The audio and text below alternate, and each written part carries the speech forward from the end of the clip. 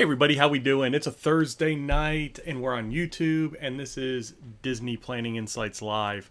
I am Matt, I'm the host of Disney Planning Insights Live, and we're going to do a little bit of a recap tonight of my family's trip that we took last week to Walt Disney World. Some of the good, some of the bad. Kind of go through day by day, really see what we saw, and then what can Disney do as they decide to open up the park to more crowds and that kind of thing. What needs to change in our eyes to make sure that they can accommodate more people? So stick with us. This is the Disney Planning Insights podcast.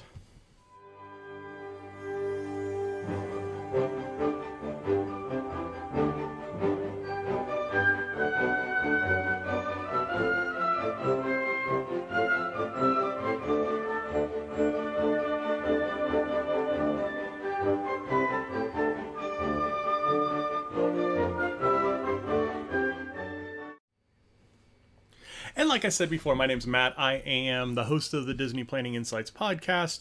And if you do like today's stream, definitely hit the subscribe button, like the video for today, and give us any comments if you have any feedback or anything that you want to see in future videos.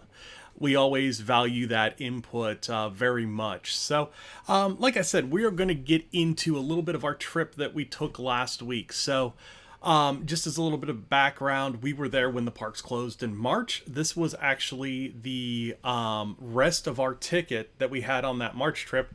We had just picked the date in July, and it happened to coincide really, really well with the opening of the parks.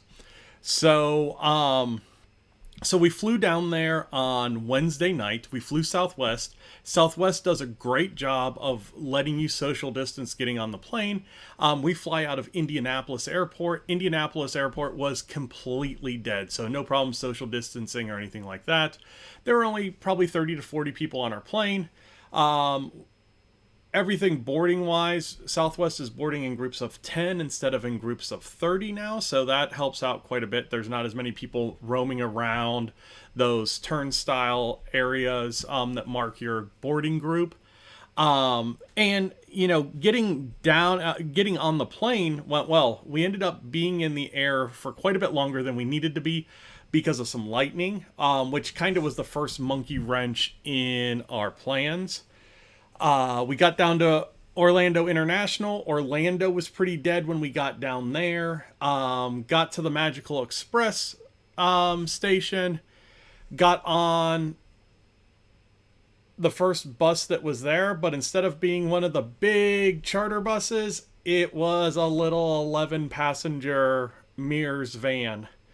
So the start of the vacation was a little bit different than normal.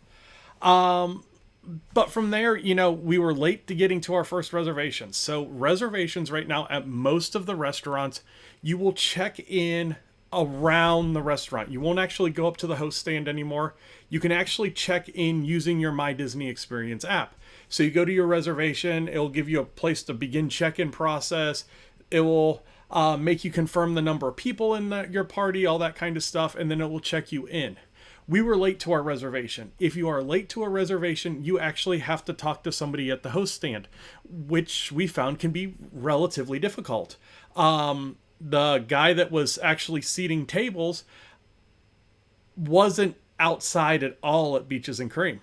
So it was kind of interesting to try and catch him. We had to get our name back on the list. We had to wait for basically the next opening, which happened to be like a half hour after that. So it was an hour after our normal reservation we actually got sat. But that was interesting. We were actually able to take the Skyliner over there, so we stayed at Riviera. We took the Skyliner over to the backside of Epcot and walked over to Beach Club. The Skyliner runs until 10:30 on most nights to Epcot. That's good to know if you want to do one of those late dinners over in the Beach Club area, over on the boardwalk, that kind of thing. It gives you some time to eat and then get back to your Skyliner resort if that's the mode of transportation that you're using. The Skyliner in the morning is a whole different story. If you're trying to go somewhere before the parks open, the Skyliner only opens a half hour before Hollywood Studios, which is 9:30. we had an 8:50 reservation at Trattoria on our last day. We couldn't even get on the Skyliner. We actually had to lift over to Boardwalk, and then we could use the Disney transportation after breakfast. So it wasn't a big deal from there. So our first day in the parks, let's back up. Riviera, I'll do a full review on Riviera, but absolutely gorgeous. The location is very, very good if you want to attack Epcot and Hollywood Studios. You do pay for it, though. We got lucky and actually ended up in an upgrade from Caribbean Beach, which wasn't open when we went down there. So, first day, we went to Magic Kingdom. Magic Kingdom hadn't sold out of all the park reservation stuff. So we knew going into Magic Kingdom that we were probably in pretty good shape crowd-wise. What we didn't expect is what we actually ran into, which was at Park Open, and we took the bus there. So the bus system is supposed to run roughly a half hour prior to Park Open. We got on the first bus that got to our resort at about 8:15. So we had 45 minutes to get to the park before open. There were only 7 or 9 of us on the bus. It was only 2 groups. It was us and another group, basically. And got to Magic Kingdom really fast, got off the bus, went through the temperature stations. Magic Kingdom has multiple temperature stations, so it's not like they're trying to filter everybody into one. The bus terminal had 3 temperature stations on its own. I know that the walkway from the Contemporary had a temperature station. I don't know how many temperature stations were on the monorail side, but they had their own as well. So you get off the bus, and basically the temperature station is right at the end of the terminal. So you're not walking this big, long distance from the buses to the temperature station before you get your temperature read. Temperature screening, very easy. Went through to the new style baggage claims and our baggage security. And this is across the board at all the parks now and at Disney Springs, that you walk through these electronic scanning devices, which is really cool. Things that you need to take out of your bags: water bottles, especially metal ones, umbrellas, and aerosol sunscreen canisters were the things that they said, hey, these are going to set off the alarms. I had my full camera bag on me. They let me walk through, and I set off the alarm every time. And that was a pretty easy pull the one flap up, show them that, hey, this is my camera bag, and I was good to go. Our other big bag that we take to the park, so we do travel with 2 kids. The other big bag that we take to the park that has all that stuff in it, it set off the alarm the first park, but didn't set it off at the other 2 parks we went to. So the scanners are a little bit different from park to park because we had the same stuff in the bag each time. But, you know, it really speeds up the process. And talking to the security guards, they're really happy with what it's doing. Because it lets them get away from a lot of those small bags and purses that they don't necessarily get to look down in real well, and they're really kind of grabbing and poking and that kind of thing. It really isolates the bigger bags and lets them open them up and see what's in them. So it's good there, and I think as crowds get bigger, that's really going to come into a really nice thing because it's really going to help the crowd flow through. Scanning Magic Band to get in, no finger scan, so easy there. Got into the parks, got into Magic Kingdom early, probably 20 minutes before park open. We walked down Main Street. Well, we didn't even walk down Main Street first. We stopped in Town Square and took pictures because there was nobody there. So we took pictures around the park bench. We did a lot of different things getting ourselves to the Starbucks, basically, because that's where we had breakfast. And it wasn't a big deal. I mean, it was actually really, really nice without the crowds. Now, we did notice after breakfast, there was a little bit of a crowd. And let me see if I can get a video up here to show you guys kind of what the crowd looked like after breakfast.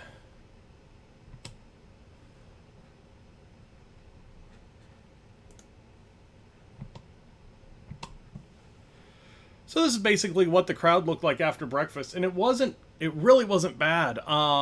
Everybody was kind of heading back towards the castle hub, but not a lot of things going on. And unfortunately, this video isn't playing through, and I don't know if it's in the software or what's going on. But I actually pan to the left, and we walk down that pathway in front of Casey's and Crystal Palace, and there is nobody there. We ran into 3 cast members coming the other direction, and those were the only people that we hit on that path before we got back to basically the entrance to Adventureland. So, it wasn't bad at all in the morning. And what's funny is after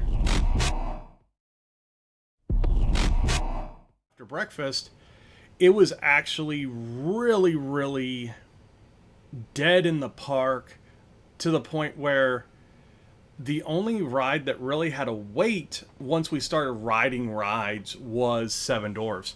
Everything else was basically a 5-minute wait or a 10-minute wait, but the rides that we encountered that had 10-minute waits were basically the next group on. It wasn't just a walk on. We weren't walking down to the loading area. We had to wait one group before we could load. So we started out in Adventureland, worked our way all the way around the park, other than a little bit of a lightning delay. Rode every ride except for we don't do the treehouse, we didn't do the island, and we didn't do the riverboat. So we rode Seven Dwarfs 3 times, and just we did a lot of different things. We rode Dumbo, they didn't even make us get off. We rode it back to back, and they didn't even make us get off. So really, really cool there. So again, if you're going during the week right now, the crowds are under 20%, because the park passes for the reservation system aren't all gone, and I think they're only going out to about 25%. I heard numbers everything from 17% to 25% on what's actually going on at the parks right now, capacity-wise. So second day we went to Hollywood Studios. That was on a Friday, and that was a full capacity park pass day, which was interesting. I was really interested to see what that looked like. We ate at Topolino's before we went to the park. Got on the Skyliner from Riviera, and we did run into a little bit of a backup getting onto the Skyliner at our resort, and getting on the Skyliner when you have to do the transfer over at Caribbean Beach.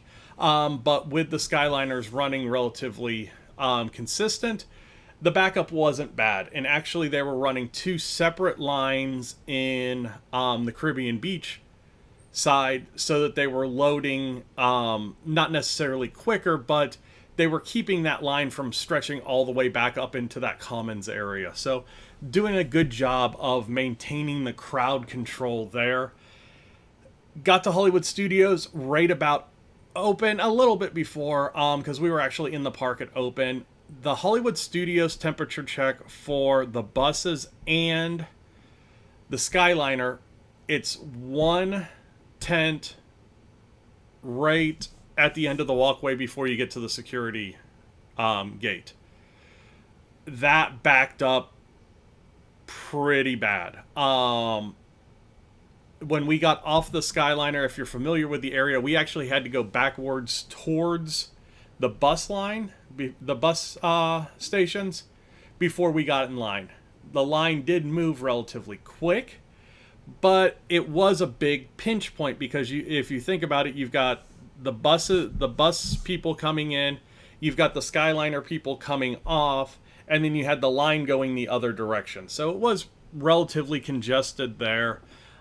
It was the only little scuffle that I got in at Disney this trip, which was good. We had a couple of people that decided that they were more important than us in line and wanted to cut the whole line to get into the parks faster.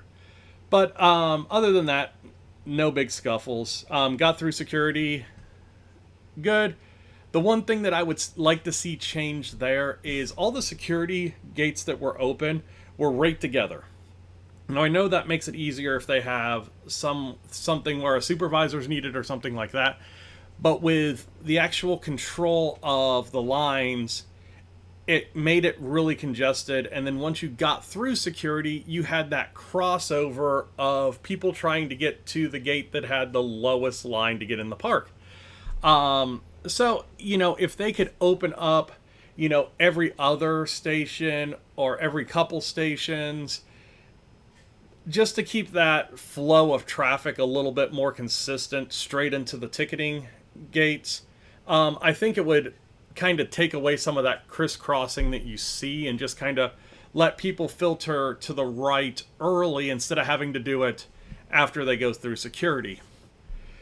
So we got through security, got into the park. Our goal was to ride Runaway Railway first. We got in the park, the line was already closed for Runaway Railway, and that was probably 9:55ish. And they closed the line so that it doesn't get way out into the middle of the commons area there. I mean, they could, on a normal day, no COVID, anything like that, with full capacity, they could put the posts out and they can snake that line all out in that square, and it's no big deal.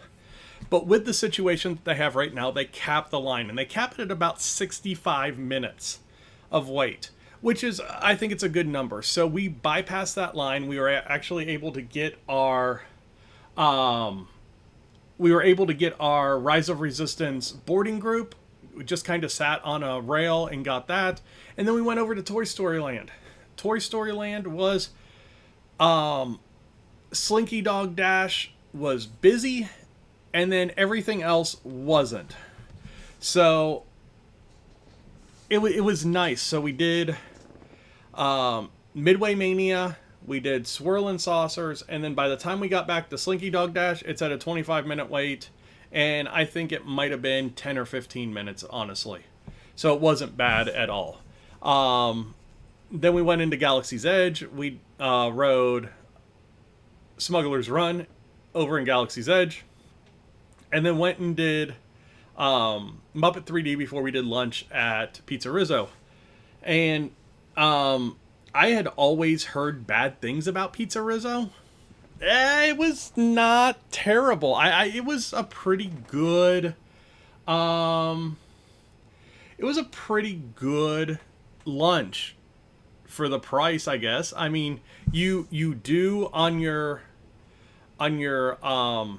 what would be considered like counter service meals, you do mobile ordering, and they've opened it up to accept more methods of payment now. It just isn't a credit card. You can actually use gift cards on it now as well. And you do your order before you get there. You'll get a screen that says your order's ready. It gives you what number lane to go to. You go to that lane, you get a table, and you sit down and you eat. So the counter services were pretty easy, and it was pretty easy to find tables as well.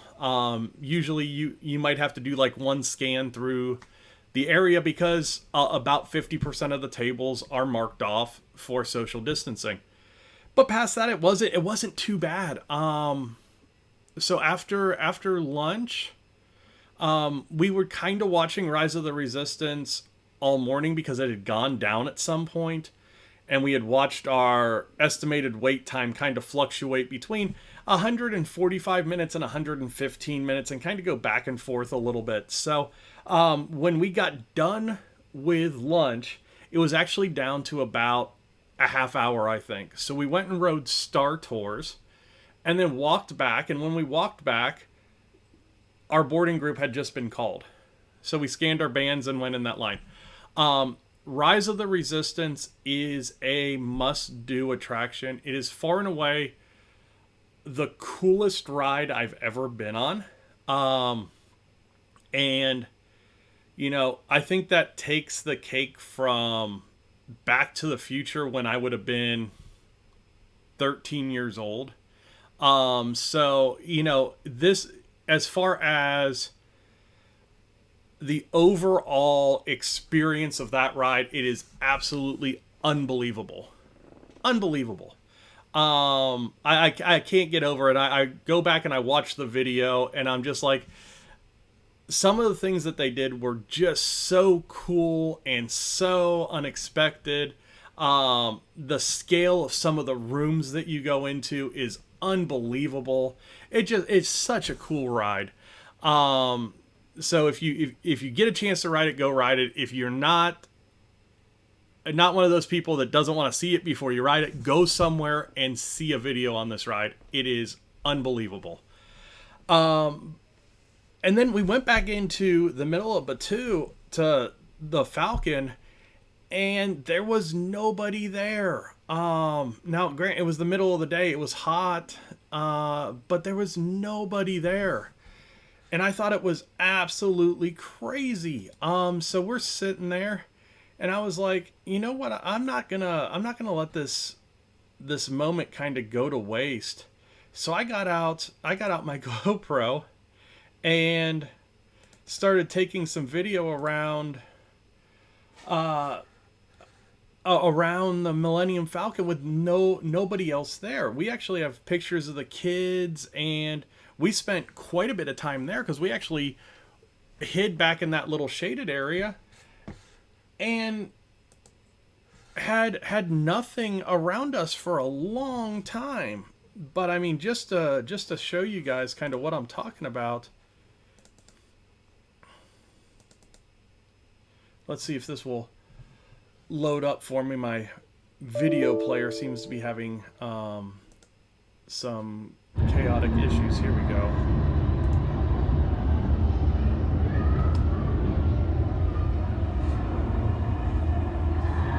So yeah, there's one person here. There's a couple people coming in and out of Smuggler's Run, but there's nobody here. Let's see if I can get the other one to play real quick, because it starts out over on the other side.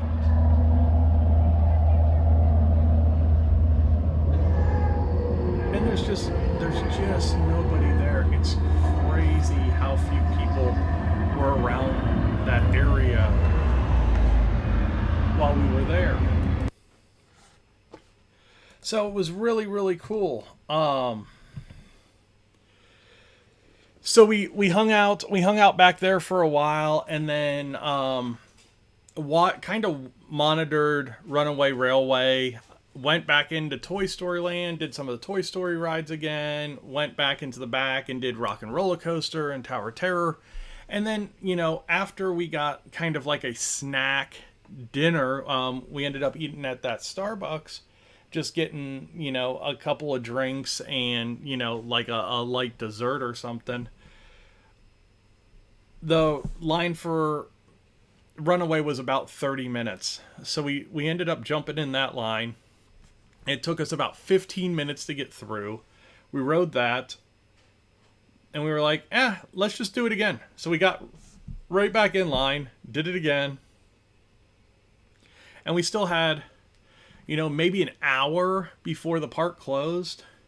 So we walked back and rode Slinky Dog again, and rode Slinky Dog another time after that, because we just did it back to back, and then we went and did Smuggler's Run again, and that was the end of our day. And I mean, it was just kind of, we never really ran anywhere, but it was just, we were constantly, every time that we got to a ride, I mean, it was just kind of, there wasn't much wait. I mean, I don't think we ever waited for Midway Mania. I think we walked on every time that we rode it.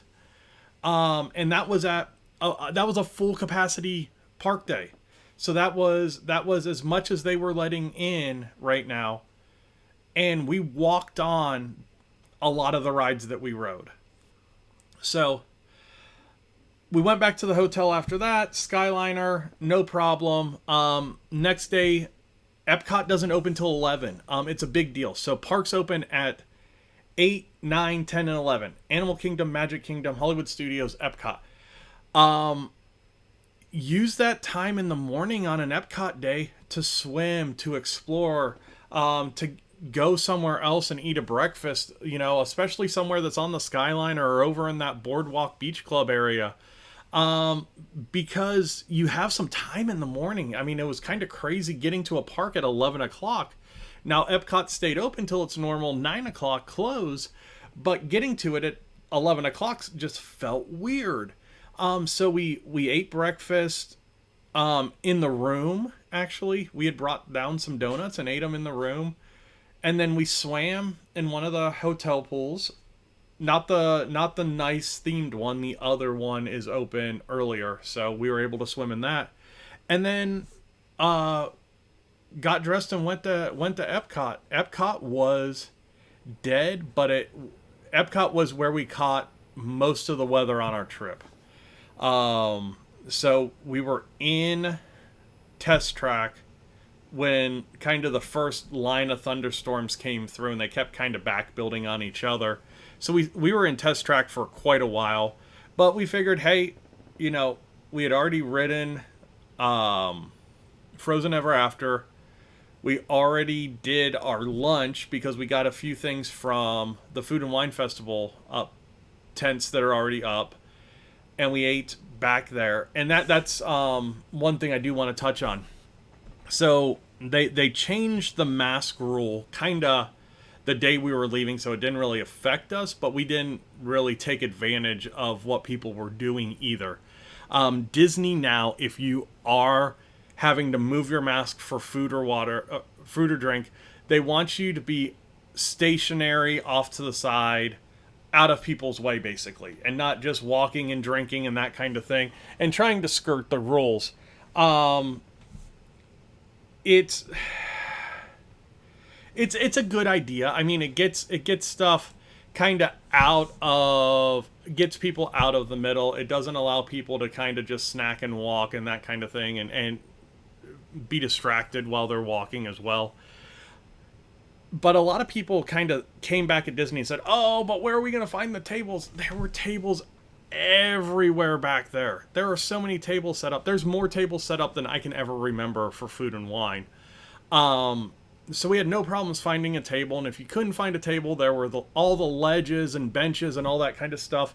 There's plenty of places to just pull over and take that sip of water, or get a quick breath of air while you're faking a drink of water, whatever you need to do.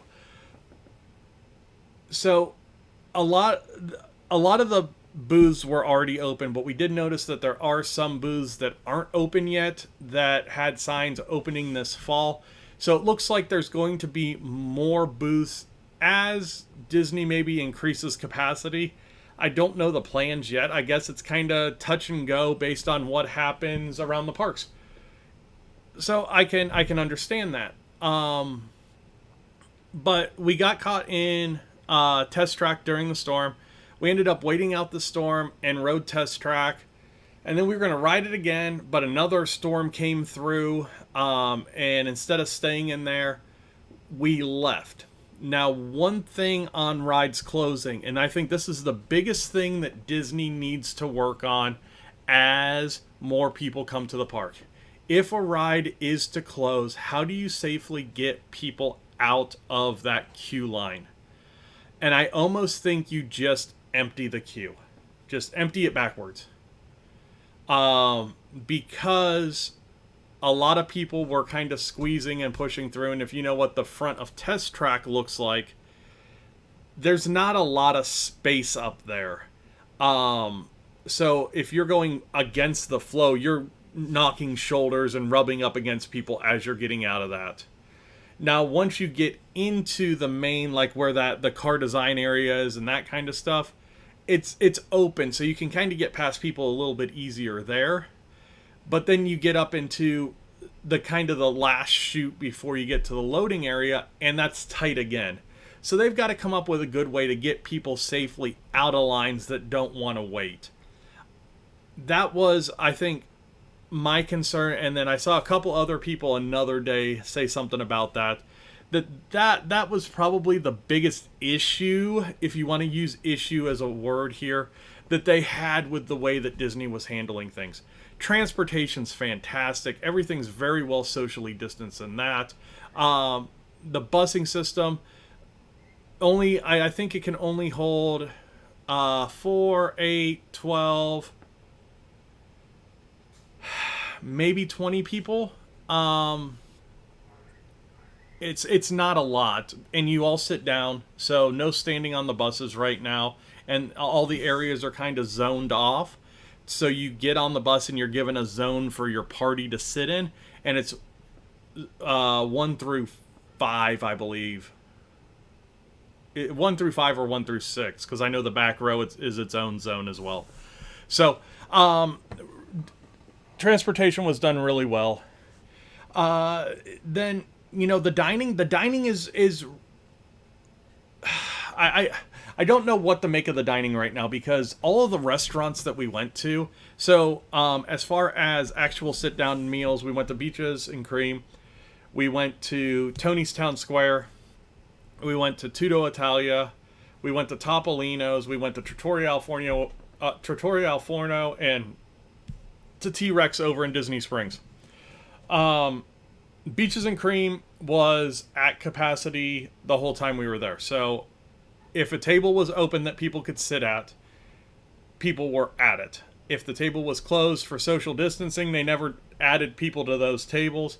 But if a table was open for seating, it was sat the whole time we were there.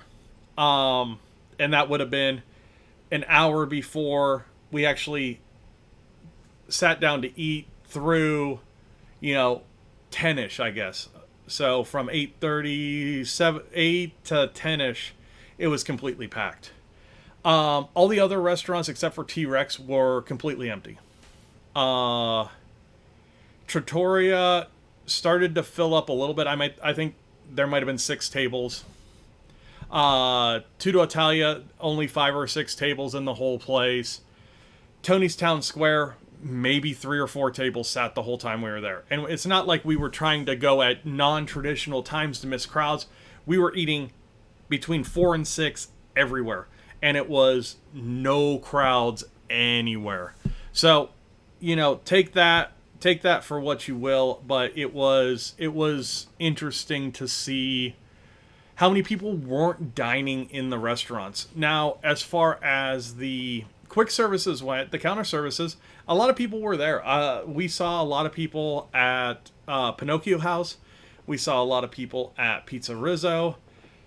The Starbucks had modest lines, not really long lines. They were acceptable lines. I don't even think the one at Magic Kingdom was out the door when we got there. And it's all socially distanced, and they've got somebody in there, kind of watching the lines and everything like that. But past that, everything went really well. Now, our flight out, we did get a Magical Express bus to leave, since, that's the sad trip back to the airport. Orlando leaving, we were leaving at a relatively traditional time. It was pretty busy, and mask compliance there was good, but not great. We saw a few people just blatantly walking around with no masks. We saw a lot of people with them down with their noses not covered. So there, it was what it was. Our flight back was about as full as it could be with leaving the middle seats open on both sides.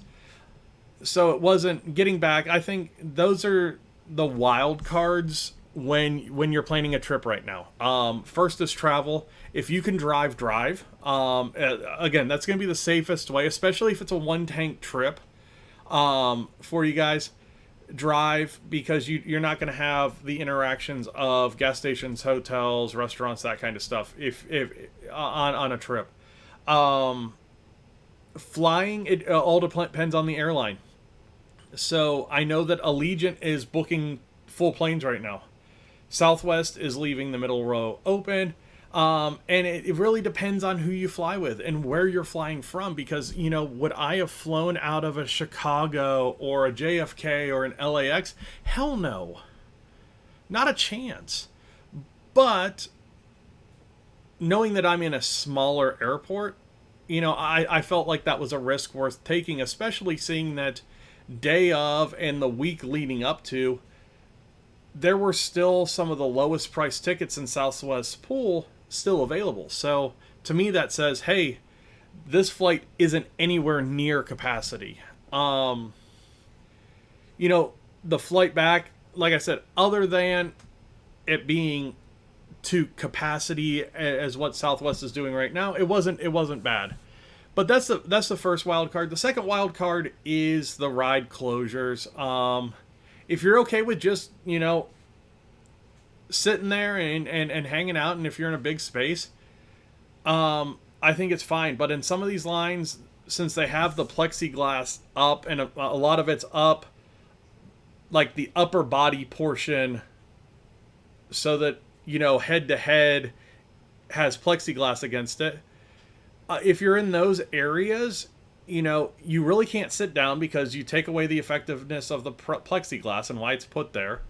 And a lot of those areas are really, really tight because those are in those tighter queues where they installed this plexiglass. So that becomes a big issue there. So, I think those are the two things that if you're planning a trip, that's what you're gonna need to look out for. Now, going forward, I think there's some things that Disney needs to think about.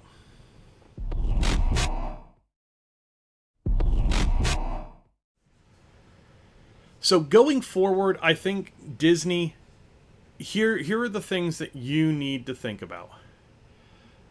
First off is the bus system. Right now, you're only carrying, let's say, 20 passengers per bus. Now, if you've been to Disney before, you know how many people they put on those stinking buses. Even if you were to double the capacity, so let's just say 50%, are you at a place where you can efficiently run the bus system to where people aren't having half hour, 45-minute waits for buses at the resort hotels to get to parks or to get to Disney Springs?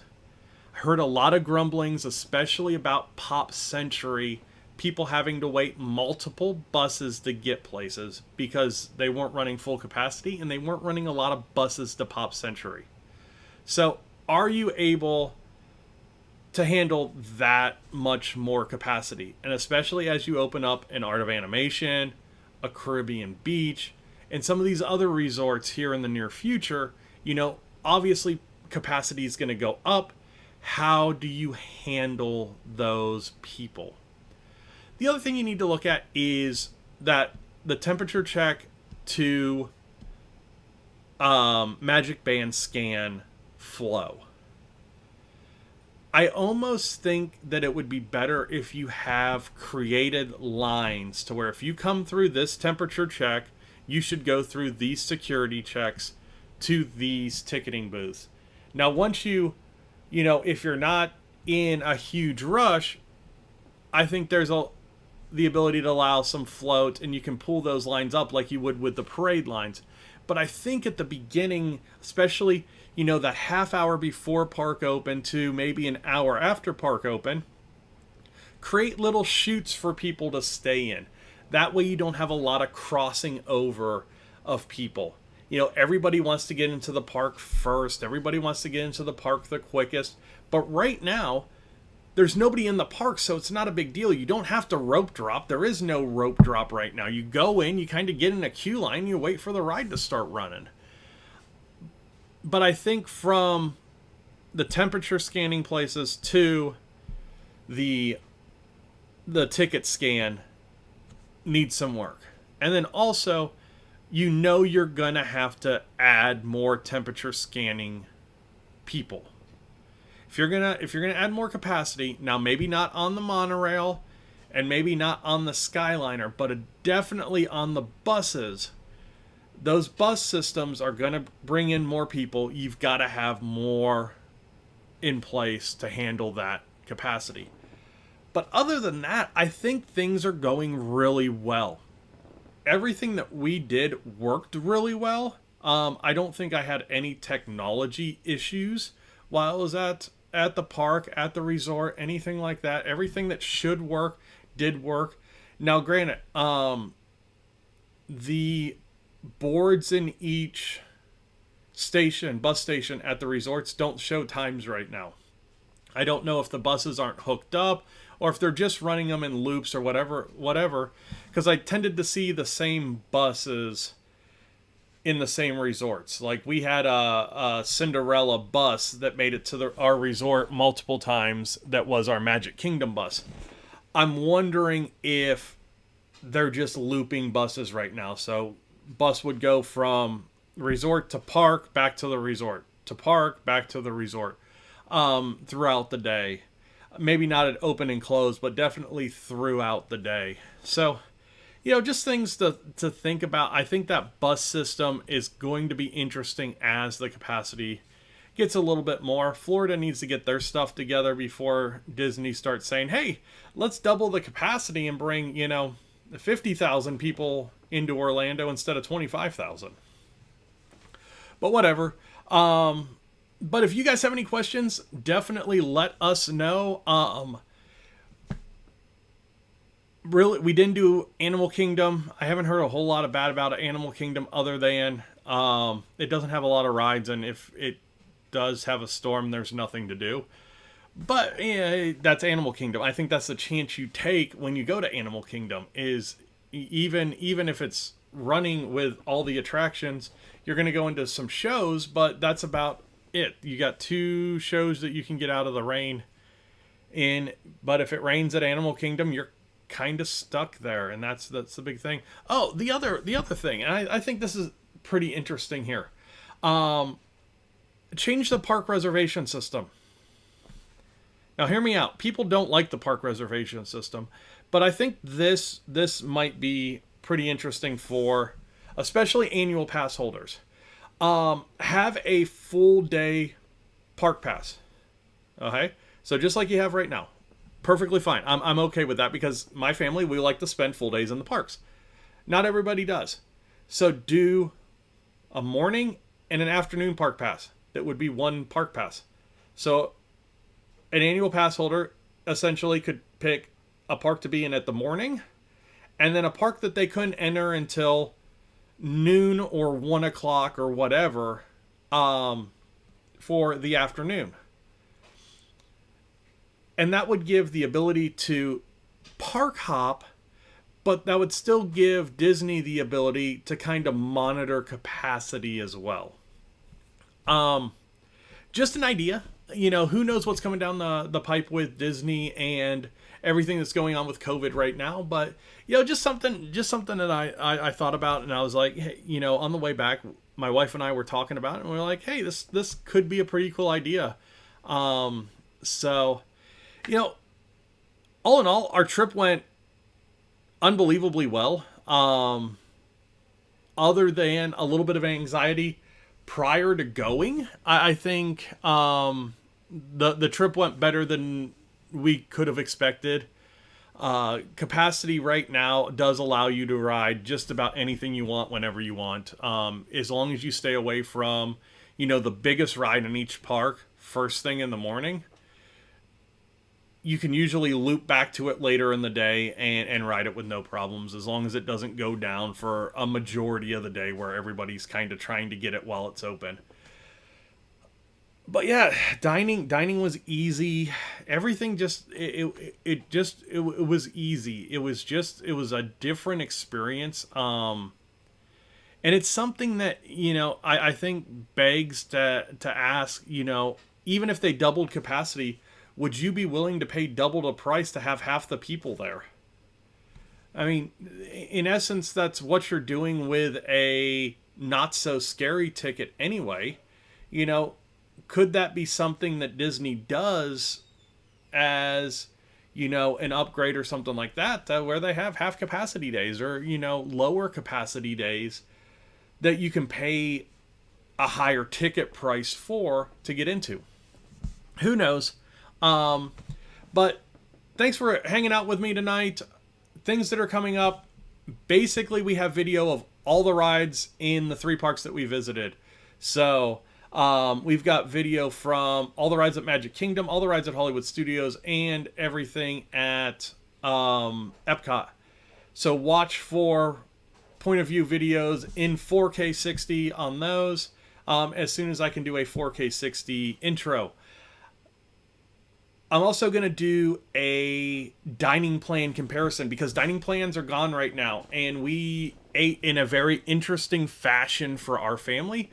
So I'm going to do a dining plan comparison video, kind of laying out what we spent on food on this trip and what it would have cost in different dining plans, and if it would have made sense to use different dining plans for this trip, especially the quick service and the Disney dining plan, and maybe the Disney Dining Plus plan, because we could have knocked out some of those